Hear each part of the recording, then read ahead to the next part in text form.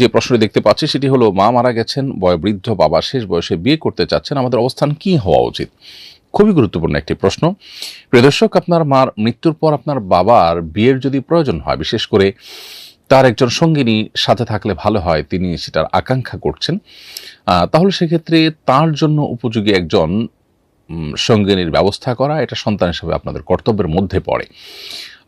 তার শারীরিক চাহিদা যদি না থাকে, তাহলে তার জন্য উপযোগী এমন নারী খোঁজা দরকার যার শারীরিক চাহিদা নেই, কিংবা এর বাইরেও তার অনেক সময় দেখা যায় কথা বলার জন্য, গল্পের জন্য, সময় কাটাবার জন্য বা একান্ত কিছু সেবা শুশ্রূষা আছে যেগুলোর জন্য আসলে একজন নারী প্রয়োজন বা একজন স্ত্রী প্রয়োজন, জীবন সঙ্গীরই একান্তে প্রয়োজন।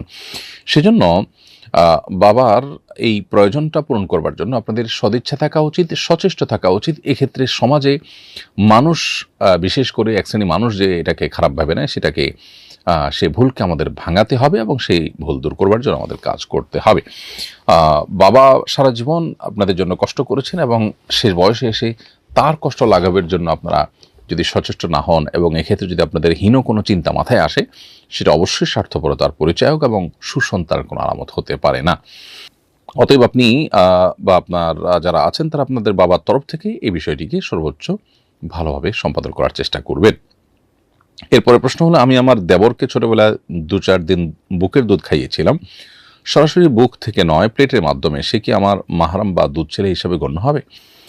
প্রিয় বোন, আপনি আপনার দেবরকে যে তার ছোট বয়সে বা আপনার দুধের শিশু যখন ছিল তখন যে দুধ পান করিয়েছেন, সেটি যদি আপনি দুধ সরাসরি স্তন থেকে না পান করিয়ে, সরাসরি বুক থেকে না পান করিয়ে যদি সেটা আপনি প্লেটে বা পাত্রে নিয়ে তারপর তাকে পান করান, তবুও কিন্তু দুধের সম্পর্ক এখানে তৈরি হয়ে গেছে এবং এর কারণে আপনার দেবর সম্পর্কে আপনার দুধ সন্তানের মতো, তার সঙ্গে আপনার পর্দার বিধান প্রযোজ্য হবে না।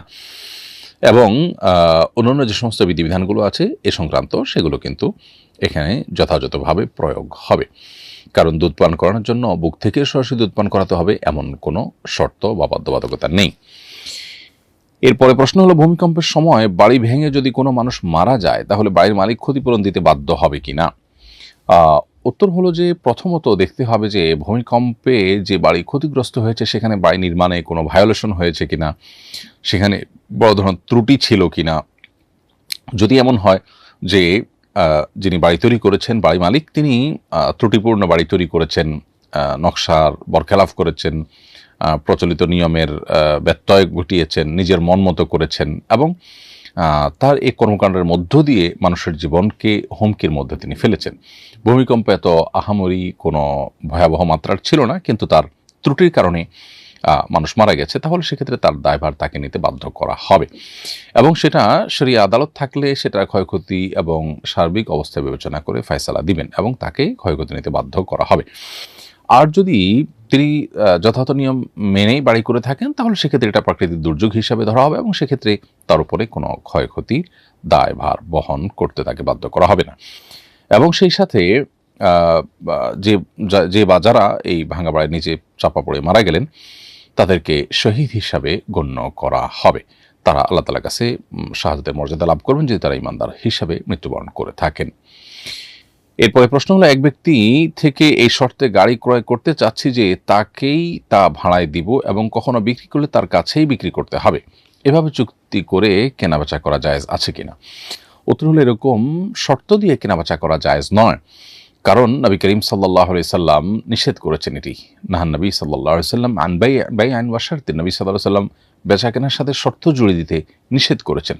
কোনো পণ্য যখন বিক্রি করা হবে তখন সেটা নিঃশর্ত বিক্রি করে দিতে হবে এবং যার কাছে বিক্রি করা হয়েছে তিনি যা